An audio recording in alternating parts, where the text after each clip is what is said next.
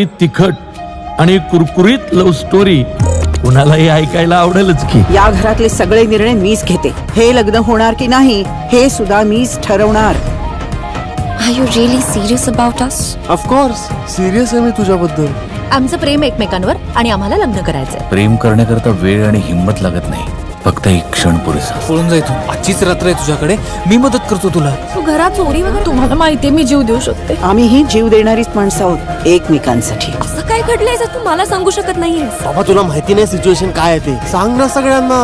सगळं काही लिहून ठेवलंय त्याने. आई वडिलांनी समजून घेतलं ना तर मुलांना बाहेर बेस्ट फ्रेंड शोधायची गरजच लागत नाही. काव्या, यात माझी काय चूक आहे? काव्या प्लीज लिसन टू मी. तुझ्या इतकीच मी पण शॉक आहे, पण मी ब्लेम करत नाहीये ना तुला.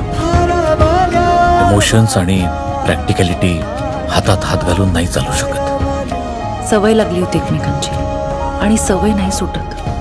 हे सगळं खोटं आहे, असं काहीही घडलेलं नाहीये. तुला जे काय बोलायचंय ना ते इथे सगळ्यांसमोर बोल. Let's start. हे घर, या घरातली माणसं एकत्र हवी. प्रेम तू केलंयस, मग मार्गही तूच काढायला हवास. I love you. कमाल झाले थोडे. मला वडापाव. बायको वटपौर्णिमेला म्हणते की समोर असतो वडापाव.